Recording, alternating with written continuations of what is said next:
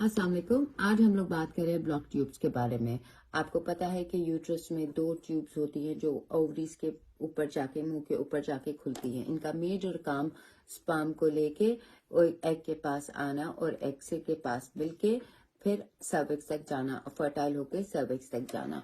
तो इनका ओपन होना बहुत जरूरी है। जिन लेडीज का ये ब्लॉक होती हैं तो वो एग स्पर्म पहुंच ही नहीं सकता एग के पास, और ये एक बहुत बड़ा मेजर फर्टिलिटी में प्रॉब्लम हो जाता है। It's really dependent upon your most of the pregnancy इधर।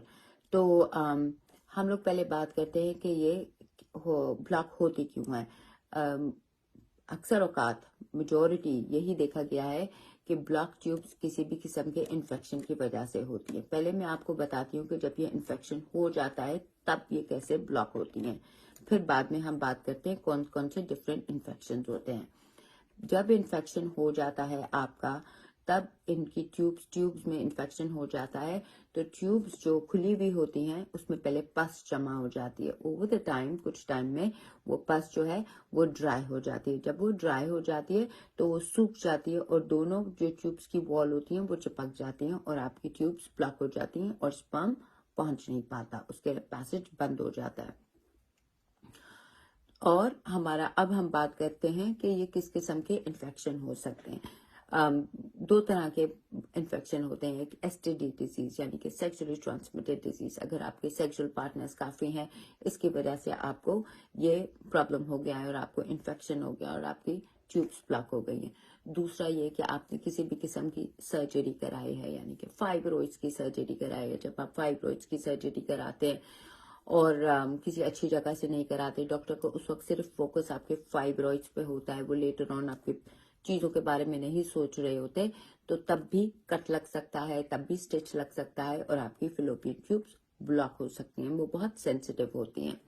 अगर आपको अब किसी भी किस्म का और पेल्विक इन्फेक्शन, इसको पीआईडी डिजीज भी कहते हैं, अगर आपको कोई हुआ पेल्विक इन्फ्लेमेटरी डिजीज, अगर इस तरह की कोई डिजीज हो गई है, तब ये हो गया आपका अपेंडिक्स फट गया तो वो इन्फेक्शन फैल जाता है। जब वो इन्फेक्शन फैल जाता है तो आपकी ट्यूब्स तक पहुंच जाता है और ये आपका ब्लॉक हो जाती हैं ट्यूब्स।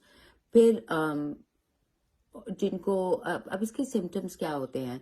अब ये दो इस तरह के इन्फेक्शन होते हैं। आपने कभी कोई अपना खुद से ट्यूब्स बंद कराई है बच्चा कंट्रोल करने के लिए और बाद में आप खुलवाना चाहते हैं, तब ये भी एक रीजन हो सकता है कि बाद में कॉम्प्लिकेशन हो और वो ना खुल पाए।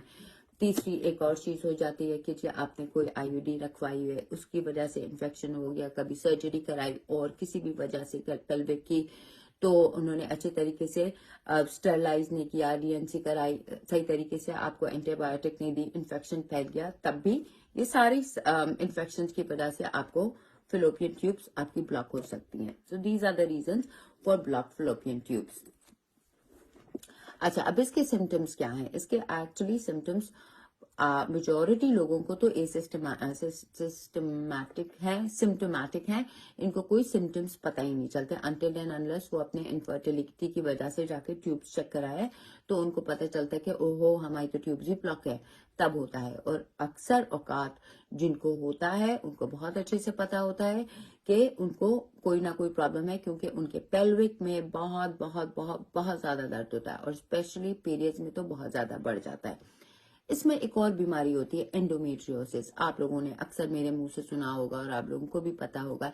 एंडोमेट्रियोसिस वो होता है जब आपकी बॉडी में पुराना ब्लड जमा होने लगता है और फिर आपका चॉकलेट सिस्ट आपके एंडोमेट्रियम पे बनती रहती है, फिर वो बनती है, फिर टूटती है, फिर बनती है, फिर टूटती है, फिर हार्मोन्स ऊपर नीचे होते हैं, फिर बनती है, फिर रिलीज होती है।